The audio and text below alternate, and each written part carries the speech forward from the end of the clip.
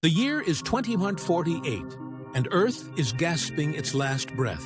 Climate change accelerated beyond all predictions, turning fertile lands into barren deserts and cities into sun-bleached wastelands. The air itself feels heavier, denser, almost hostile. A constant reminder that humanity overstayed its welcome.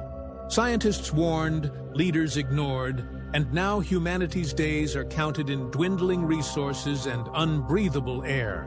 Dr. Alina Torres, a theoretical physicist shunned for her controversial theories about extraterrestrial life, stands atop a crumbling platform in what used to be New York City. Behind her, a team of engineers labors frantically around a towering metallic arch, an imposing structure wreathed in glowing, oscillating rings of blue energy. They called it Project Exodus. The premise was as desperate as it was bold. Open a stable portal to another habitable planet and shepherd the remnants of humanity through it. The calculations were maddeningly complex, the risks catastrophic, but Alina had dedicated her life to proving one thing. That alien life might not just be out there, but that it might have left us breadcrumbs guiding our survival. And today, they were about to test that theory.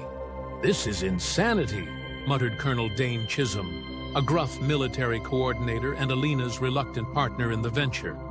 His daunting figure loomed beside her as the countdown timer ticked to the final seconds.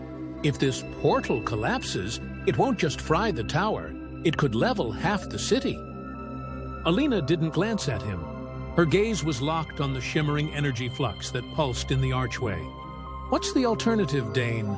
Another government bunker?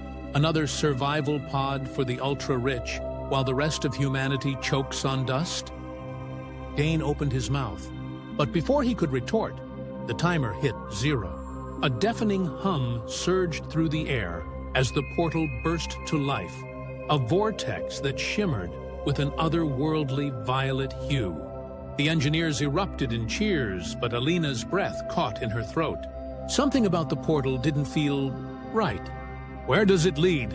Dane asked, eyes narrowing as he unslung his rifle, ever the pessimist. "Theoretically, somewhere light years away," Alina replied. "It's locked onto the signals of a distant megastructure. A Dyson sphere, maybe. I don't know for sure, but this is no accident. Someone or something built it, and it's inviting us." Before Dane could respond, the once stable portal began to shimmer violently. Within its luminescent heart, indistinct shapes began to emerge, twisting and morphing in impossible geometries. Alina stepped closer, transfixed. The shapes coalesced into forms. Vast cities, rolling alien landscapes, vistas of stars that no telescope had ever captured. Her theories were right. It wasn't just a doorway, it was a beacon. Then the voice came. It wasn't a sound in the traditional sense, but a resonating pulse that thundered in their minds. "You have come far," it said, deep and unflinching. "A species on the brink of destruction, a civilization that devoured its own world. Why should you be allowed to continue?" The engineers recoiled, some clutching their heads. Dane raised his weapon instinctively, though against what? He didn't know. Alina stepped forward, trembling yet resolute. "Because we are more than the worst of us," she said, her voice firm despite her terror. "We've made mistakes, countless ones, but within humanity lies something rare. The capacity to dream, to learn, to change.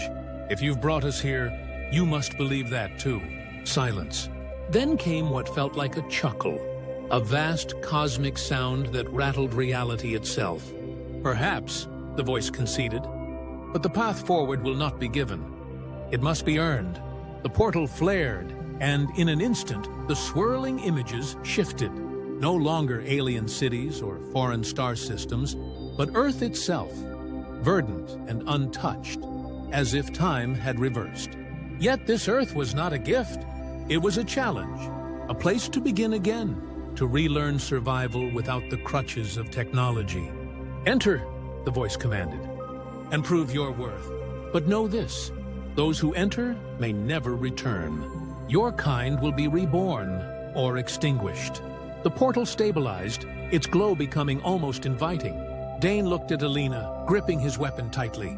"We're really doing this, aren't we?" he muttered.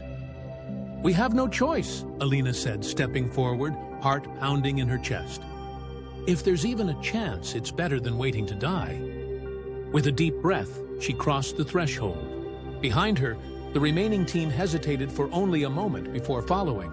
Humanity was taking its first, tenuous steps through an alien doorway into the unknown. As the last figure disappeared into the portal, it flickered once, then vanished entirely, leaving behind only silence and a world unsure of whether its future heroes had just found hope or doom.